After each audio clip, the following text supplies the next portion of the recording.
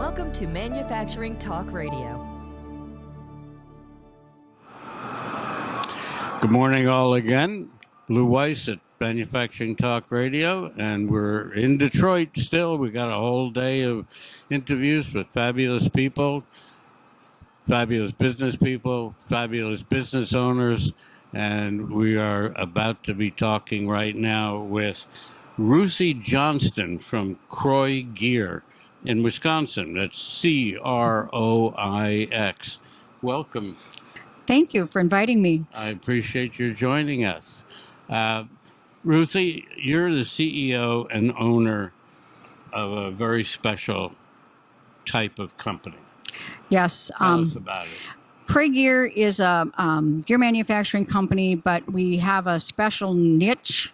Gears themselves are a niche industry, but we actually specialize in bevel gears and spiral bevel gears. And we've invested a lot in our area of having the right kind of equipment, keep up on that kind of technology to actually manufacture that.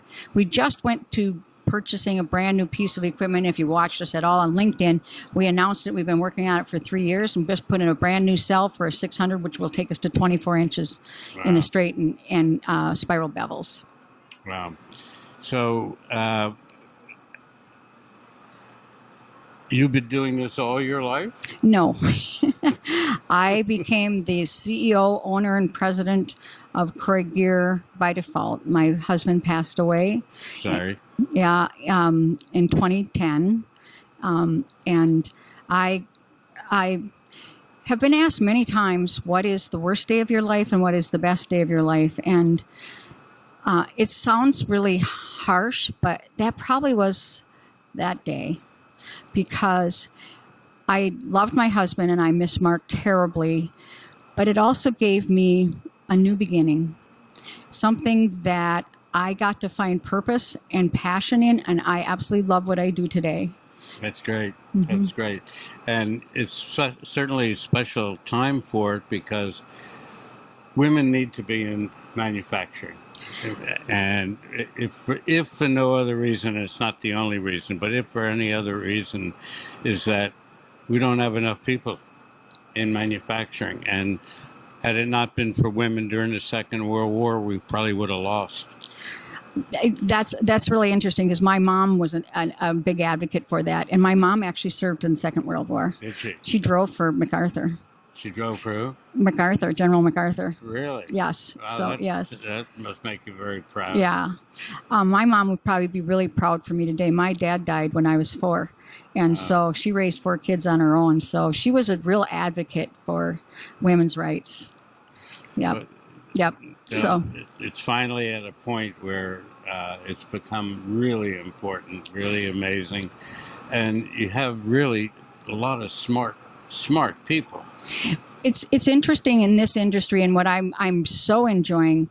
And there was another woman, Wendy Young, which was part of Forest City Gear, and there was myself, and there was another woman named Lee Clark out west, which I never got to meet before she passed away. But those were the 3 leading people, and myself, that were at my beginning, that were women running gear companies. Both Wendy and Lee have passed away, but they gave back so much. What I love today is now Wendy's daughter, Kika, from Forest City, is running Forest City Gear, which is awesome. But we're seeing so many young women that are so strong, smart, that are taking over the roles behind their dads or their uncles and leading the gear companies. It's so fun to watch.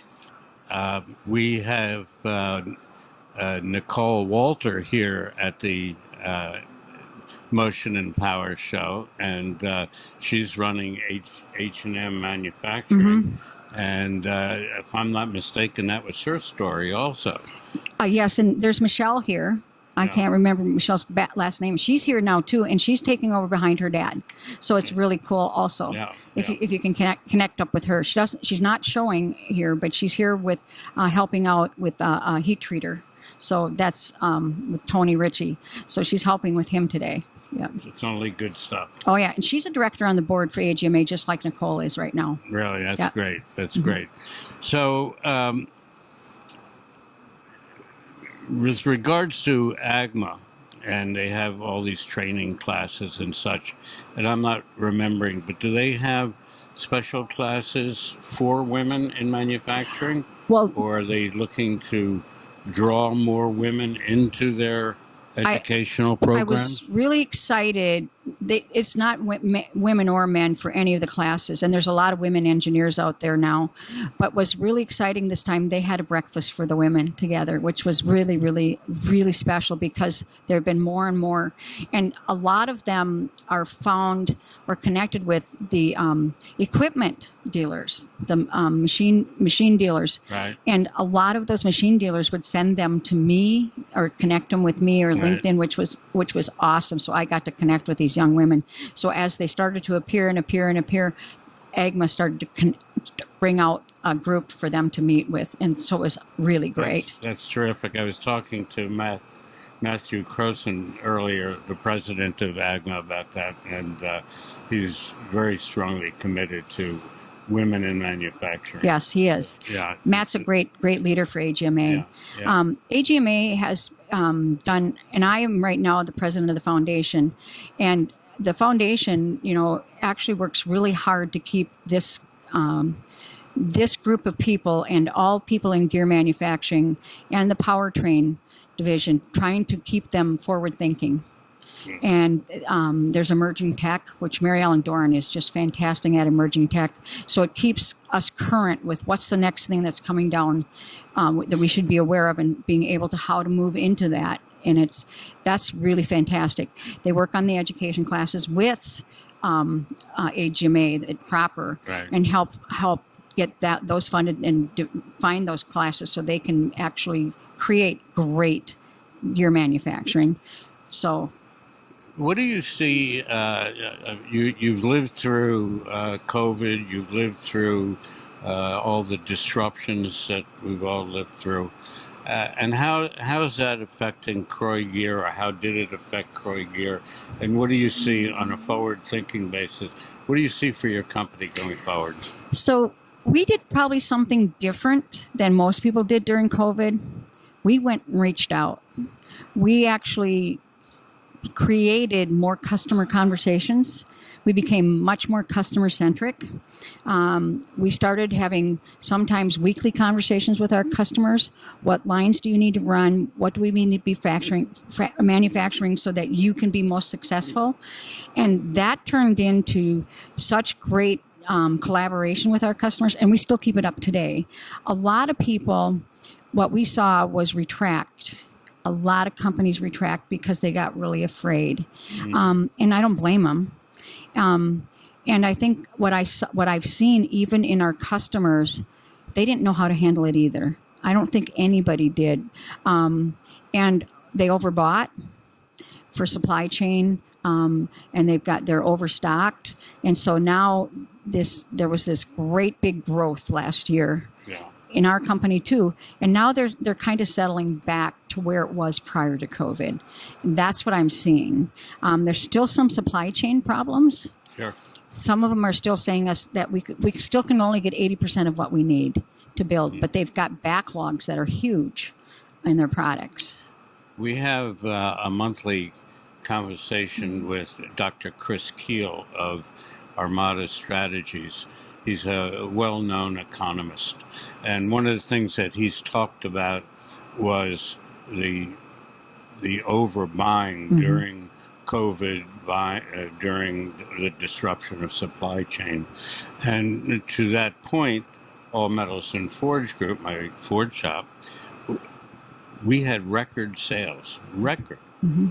I'm in the business 50 years, and we had record sales 3 years in a row, because everybody was buying. They didn't want to get caught short, and it's fine.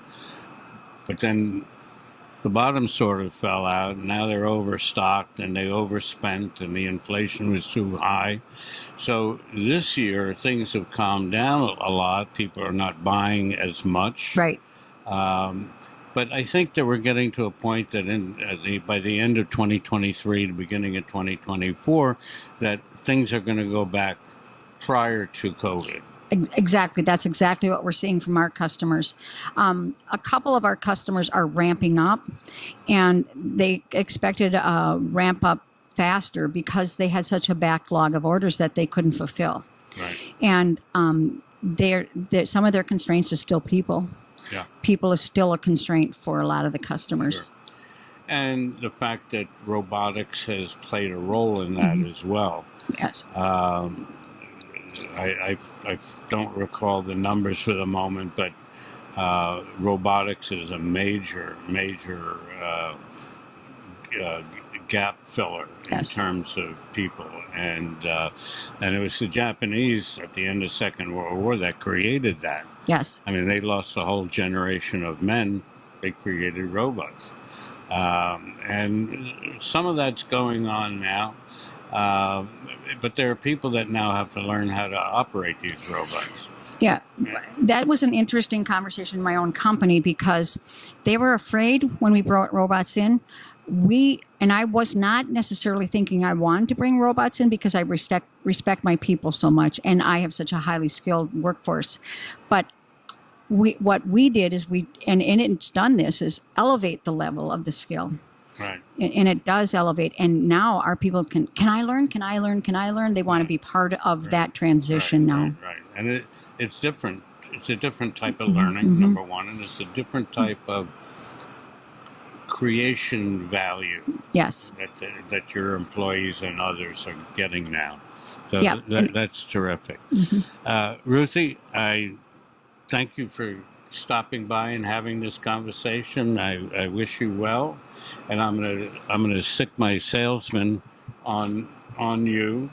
I'm sure you're buying forgings, and we'll be talking. Oh, great! So, that'll be awesome. Thank you very much for joining us. Thank you very much. Right, it's fun. Thank you. That's our show for today. Thanks for listening. If you enjoyed this episode and would like to support the show, please like and subscribe, share on social media, or leave a review. You can find us on YouTube, Spotify, Apple Podcasts, Google Play, Rumble, or your favorite podcast app. Visit us online at mfgtalkradio.com for our other episodes. We have also included links to our advertisers below. Thanks again, and we'll see you next week.